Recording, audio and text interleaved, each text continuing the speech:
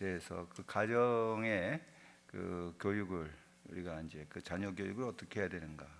5월이면 이제 가정의 달이기 때문에 우리가 이제 가정에 대해서 또 특별히 가정 교육, 또 가장 어려운 것이 부모들의 자녀 교육이라고 할 수 있습니다. 그래서 참 중요한 것들도 많지만은 무엇보다도 우리 부모들이 마음대로 안 되는 게 있다면 그게 자녀 교육일 겁니다. 그래서 이제 이런 말 있잖아요. 품 안의 자식인데 내가 낳은 자식이라도 조금만 크면 부모 말 안 듣잖아요. 또 미운 7살이 이제 낮아져서 미운 3살로 되고 점점점 아이들 키우기가 어렵다는 거죠. 어떤 젊은 엄마가 이런 말을 하는 걸 들었어요. 성경에서는 이 자녀는 하나님 주신 상급이라고 했는데 어떤 때는 벌을 주시는 것 같아요. 자녀 키우기가 얼마나 힘든가, 부모로 노릇하기가 힘들다는 얘기죠. 오늘 이 본문에 나와 있는 그 엘리라고 하는 이 제사장, 이 사람은 제사장이면서 또 사사입니다. 사무엘을 가르쳤던 사사이기도 하는데, 이 당시에는 종교와 이제 정치가 하나로 통합되어 있었기 때문에 이 제사장의 역할도 하고 또 종교의 지도자로서 이 역할을 감당했던 그 사람이 바로 이제 사사예요. 사사라고 하는 건 다스리다 혹은 또 이제 판단하다 뭐 그런 의미로서 영어로는 저지라고 판사라는 의미가 여기서 나왔는데 이 사람들은 또 전쟁이 나면 나가서 또 싸워야 되는 사람들이에요. 그렇기 때문에 이 사람들은 그 당시로서는 이 왕과 같은 그러한 막강한 힘과 함께 또 이 아론의 후손들로서 이 제사장적인 임무를 수행할 수 있는 그러한 이제 그 당시 사회에서는 최상부층에 있는 엘리트 중에 엘리트라고 볼 수 있어요. 그런데 이 엘리의 두 아들 홈리와 비느하스를 보면은 이들은 이 아버지의 그 제사장적인 그 가문에서 태어났기 때문에 그들은 이제 제사장직을 또 수행을 하고 또 나가서는 전쟁이 나면 나가서 또 싸움도 하는 그런 사람도 이제 사사 역할을 같이 했는데 이들에게 있어서는 그야말로 시대적으로 얘기하면 권세도 있고 명예도 있고 돈도 있고 하여간 모든 면에서 남부러울 것이 없는 그러한 가문이 이 엘리의 가문이죠. 그러나 성경에서 보면은 가장 또 부끄러운 가문이 엘리의 가문. 이 엘리 사사 제사장 이 가문의 그 두 아들들 때문에 결국은 명문 가문에서 멸문 가문이 됐어요. 명문 가문이 아니고 멸문 가문이 됐는데 그 말씀을 우리가 2장 12절을 한번 보시면은 그 아들들을 뭐라고 표현하고 있는가 한번 2장 12절을 읽어봅시다. 2장 12절 엘리의 아들들은 행실이 나빠 여호와를 알지 못하더라 그렇게 표현했어요. 그런데 그 전에 성경 개역 성경 그 번역본을 보면은 이 사람들은 행실이 나쁜 사람이라기보다는 불량자라는 표현을 했어요. 그래서 그 17절에는 또 이렇게 표현합니다. 17절 읽어봅시다. 이 소년들의 죄가 여호와 앞에 힘이 크면 그들이 여호와의 제사를 멸시함이었더라. 제사장으로서 그들이 해야 할 일이 이제 가장 중요시 여겨야 될 제사인데 제사를 이렇게 멸시하는 그러면서 이 사람들은 제사장적인 역할도 정말 잘하지 못하게 됐다. 그야말로 자기들에게 주어진 사명, 자기들이 무엇을 해야 되는지 또 자기들이 해야 할 가장 중요한 사명이 제사장으로서의 역할도 제대로 하지 못함으로써 이제 그 결과적인 모습이 여호와의 제사를 멸시했다는 거예요. 제사장이 이게 참 이 말씀은 제사장의 역할을 하지 않았다는 거죠. 여호와의 제사를 멸시했다. 그럼 이때 이름으로 인해서 이들에게 대한 그 하나님의 진노가 오늘 읽었던 본문의 말씀을 보면은 나오죠. 2장 34절에서 뭐라고 말씀하고 있습니까? 두 아들 비느하스와 홈리가 한 날에 이제 죽게 된다. 그런 표현을 여기다가 했어요. 한 날에 죽으리니라고 했죠. 그래서 이걸 이제 예언이 이렇게 했는데 이걸로써 그냥 끝난 게 아니라 4장 11절을 보시면은 이 말씀이 어떻게 응답이 됐는가? 4장 11절을 같이 읽어볼까요? 4장 11절 말씀을 읽어봅시다. 하나님의 괴는 빼앗겼고 엘리의 두 아들 홈리와 비느하스는 죽임을 당하였더라.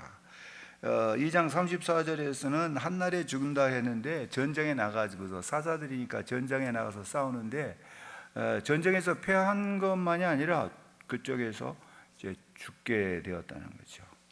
그리고 비극은 여기서 끝난 게 아니고 그 소식을 든 아버지는 그 엘리는 4장 18절을 보면은 또 의자에서 뒤로 넘어져서 목이 부러져 죽었다. 그런 표현. 그야말로 이 엘리의 가문이 이렇게 됐을까? 그리고 이제 그 다음에 또 보면은 4장 21절, 22절 보면은 이런 표현이 나오죠. 영광이 이스라엘에게서 떠났다 하고 아이의 이름을 이가봇이라고 했는데 영광이 떠났다는 의미죠. 또 하나님의 괴는 빼앗겼고 이제 뿐만 아니라 또 그 시아버지 남편 다 죽었고 이렇게 됨으로써 하나님의 영광이 떠나버렸다. 이 엘리의 두 아들, 엘리와 엘리의 두 아들로 인해서 거기서만 끝난 게 아니고 하나님의 영광이 이스라엘에서 떠나버렸다. 그야말로 얼마나 참 무서운 말인지 몰라요. 이들로 인해서 하나님의 영광이 계속해서 머물러 있는 게 아니라 떠나버렸다. 그야말로 성경에서 이러한 걸 보면은 우리가 이 자녀 교육이 얼마나 중요한가. 이것은 한 예를 들어서 얘기한 거죠. 제사장의 그 역할, 또 사사의 역할을 얘기하면서 그 당시에는 사사들 시대니까 그때 사사기의 그 마지막 결론이 뭐냐면 그들의 그 소견에 옳은 대로 행했다. 하나님의 뜻을 따라서 행한 것이 아니고 자기들이 생각한 대로 자기들의 판단에 따라서 옳은 대로 하나님의 뜻을 따라서 하는 것이 이제 사사 시대에 이제 찾아보기 어렵게 됐어요. 그렇기 때문에 이 지금 사사 시대의 그 사사기에는 이 사람들의 이름이 나오지 않지만은 결국 이제 사무엘에 가서 사무엘이 마지막 사사로서의 역할을 감당하고 이제 사울 왕이 되기까지, 그래서 사무엘은 마지막 사사라고 하는데 그 전에 있었던 그 비느하스 홈리 또 엘리 이제 제사장 겸 사사가 어떻게 됐는가? 그야말로 이들로 인해서 나라가 참 부강해진다든가 그래야 되는 게 아니고 오히려 그들로 인해서 하나님 영광이 떠나버린 참 무서운 말이죠. 우리가 오늘 이 말씀을 통해서 보면 이거는 부모의 그 신앙적인 교육이 얼마나 중요한가.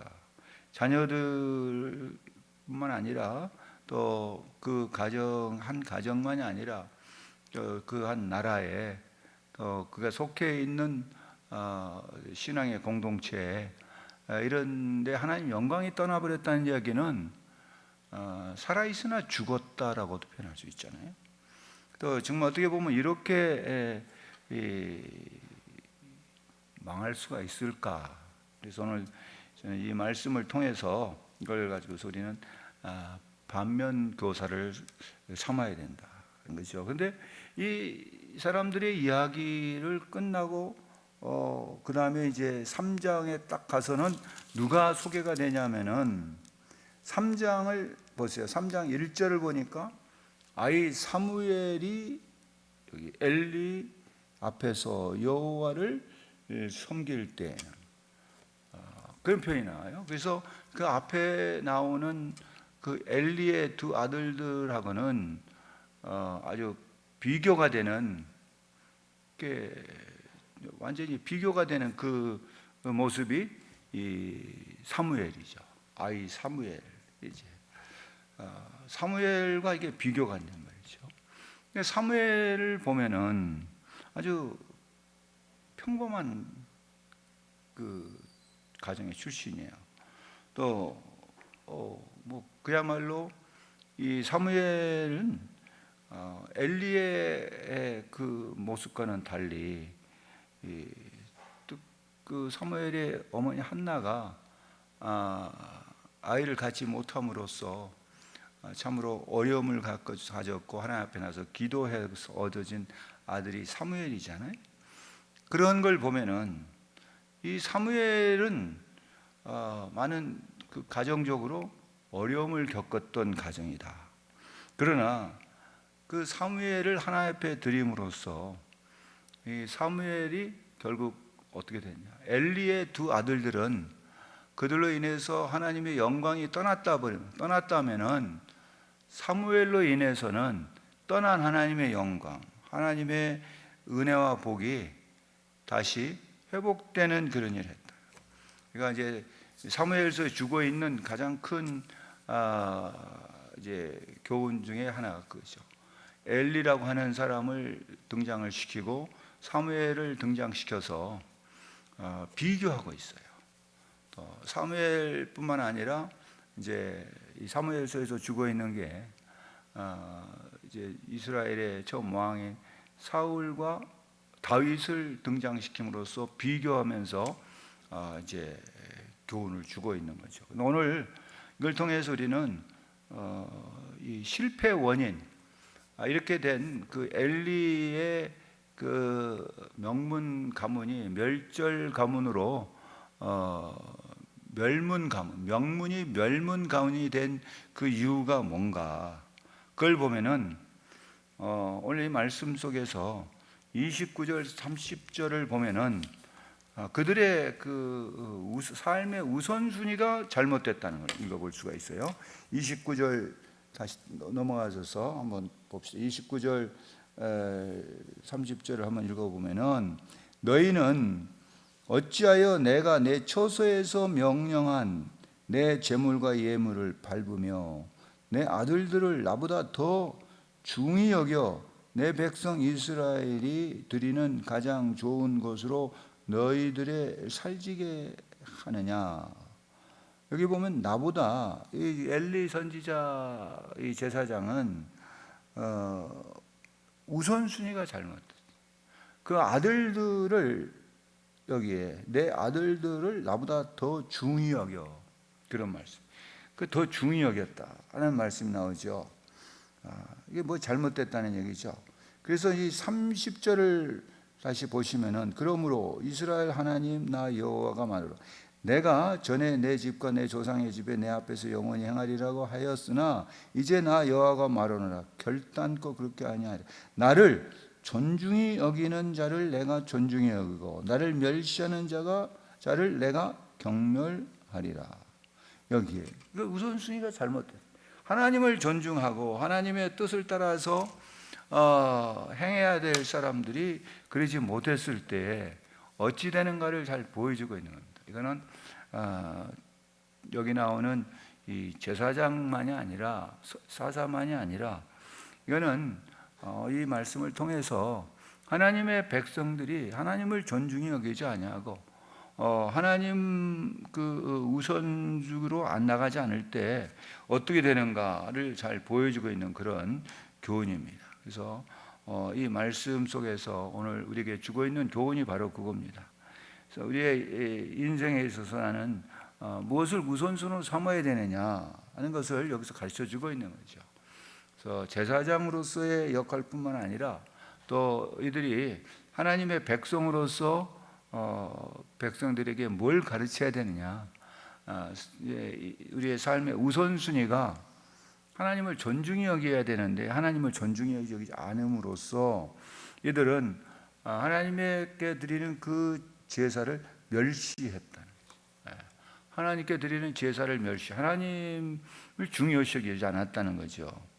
그걸 보면은 우리가 자녀 교육에 있어서 가르쳐 줘야 할 있어서 가장 중요한 우리 가문에 이제 하나의 전통처럼 지켜져야 할 것이 뭔가 그걸 지금 가르쳐 주고 있는 거죠. 하나님을 존중히 여기는 가정, 그 가정이야말로 이제 이 명문 가문이 된다는 것을 말씀하고 있는 겁니다. 그래서 사무엘의 등장으로 인해서 그랬던 그 엘리와 그 두 아들로 인한 빼앗겼던 영광과 하나님의 복이 다시 회복될 수 있었던 것을 말씀하기 위해서 이제 3장에 가서 사무엘을 등장시키면서 그가 어떻게 했는가를 볼 수 있어요. 그래서 이제 사무엘을 통해서 우리에게 주고 있는 것은 그야말로 하나님의 그 부르심에 우리가 이제 귀를 기울여야 된다. 하나님의 말씀에 하나님의 뜻에 우리가 순종해야 한다는 것을 잘 가르쳐 주고 있는 게 이제 3장에 가서 그걸 우리에게 말씀하고 있습니다. 그래서 우리의 인생에 있어서 주권자인 하나님께서 내 삶의 모든 우선순위가 되어야 된다. 그야말로 그 하나님 이외의 것을 이제 하나님보다 더 사랑하고 거기에 집착하게 되면은 그것이 우상이 된다는 거죠. 하나님께서 가장 싫어하는 것이 바로 그거죠. 하나님께서 귀히 여기는 하나님을 존중하는 게 하나님을 존경하는 그러한 사람에게 하나님께서 존중히 여기죠. 하나님께서 은혜를 베푸신다는 게 바로 오늘 여기서 주고 있는 교훈 중에 하나입니다. 여러분 우리의 삶 속에서 우리가 정말 해야 할 일이 무엇일까? 우리 자녀들을 위해서 우리는 무엇을 해야 되고 우리가 이 자녀들에게 뭘 가르쳐 줘야 되느냐? 어떻게 보면은 이 엘리 이 사사 제사장은 자녀들에게 하나님을 존중히 여긴 것을 가르치지 못했던 것 같아요. 그 귀히 여길 줄만 알았지, 사랑할 줄만 알았지. 어떻게 보면 그 사랑한 거 잘못된 거 아니지만은 사랑의 방법이라든가 그게 잘못됐죠. 하나님을 먼저 사랑해야 되는지, 하나님을 먼저 존중히 여겨야 되는데 이 엘리가 두 아들을 하나님보다 더 중히 여겼다 하는 이 말씀이 오늘 우리로 하여금 무엇을 어떻게 해야 될 것인가를 가르쳐 주고 있습니다. 뿐만 아니라 사무엘 등장을 통해서 우리에게 주고 있는 사무엘과 비교가 되고 있는 것은 한나가 어떻게 해서 사무엘을 갖게 됐는가. 그래서 하나님 앞에 그 사무엘을 드렸잖아요. 그것은 바로 기도입니다. 자녀 교육에 있어서 가장 중요한 비법이라고 한다면은 우리가 무엇일까? 어떻게 우리의 자녀들을 우리가 가르쳐야 될까? 이런 건데 누구도 자녀 교육에서 장담할 수가 없어요. 그야말로 정말 훌륭한 가문의 어떤 그 배경을 갖고 있다 할지라도 그 자녀들이 그 부모의 기대대로 성장하느냐 그럴 수도 있지만 아닌 사람도 참 많아요. 그리고 또 이 청소년 시기에 자칫하면은 뭐 반항교육으로 해서 엉뚱한 길로 갈 때도 있죠. 또 친구를 잘못 만나 가지고서 전혀 부모의 기대하고는 어긋난 길로 가버릴 수가 있어요. 여러분, 우리가 지금 최고의 관심 있는 게 자녀들 하면 교육이죠. 그래서 미국 오바마 전 대통령까지도 한국의 부모들의 그 자녀 교육열은 좀 그가 무슨 연설을 한다든가 어디 가서 무슨 얘기할 때 한국의 부모들의 그 자녀 교육에 대한 이야기를 언급할 정도죠. 한국의 부모들의 자녀 교육의 열기는 세계적이에요. 그래서 미국 부모들까지도 어떻게 보면은 한국 부모들 그런 걸 따라가게끔 과외를 얼마나 열심히 시키는지 미국에 가가지고 또 과외를 하다 보니까 왜 한국 애들이 이렇게 공부를 잘하냐, 이제 그 이유를 다 이렇게 검색해 보니까 뭐냐면 과외를 한다. 어떻게 해서 애들이 그렇게 SAT 그 수능, 미국의 수능고사 점수가 높은가? 걔들 학원에 다닌대. 그래가지고서는 그런 한국 그 아이들이 좀 다니는 좋은 학교 부근에는 그런 학원들이 참 많이 생겼어요. 그러다 보니까 미국 부모들이라면은 꼭 그 뭐 백인들만 아니라 거기에 있는 뭐 중국, 무슨 베트남 뭐 이런 부모들도 열심히 해요. 그러다 보니까 좀 좋다는 학교에는 그런 부모들이 애들 막 보낼 뿐 아니라 거기서도 서로 경쟁을 막 열심히 해가지고서 공부시키는데, 여러분, 그렇게 한다고 했을 때 거기서 아무리 성적이 좋다 해도 걔들이 부모들이 원하는 그런 인생을 사느냐, 공부 잘한다고 해서 과연 그들이 성공하느냐.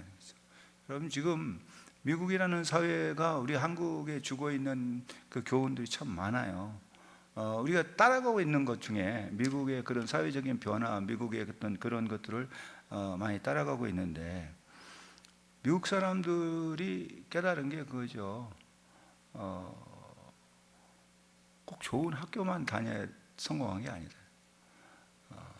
그게 오늘날에 그 많은 사람들이 그 말을 해줘도 듣질 않는 것이, 우리의 그 사고방식에는 명문 학교를 가야 돼.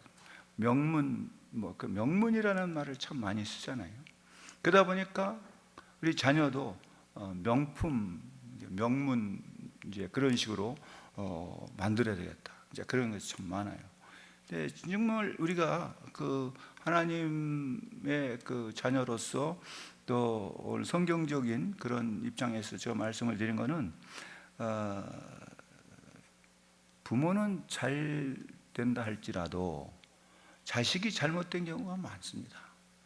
여러분, 다윗이 아들 솔로몬에게 부탁을 했잖아요.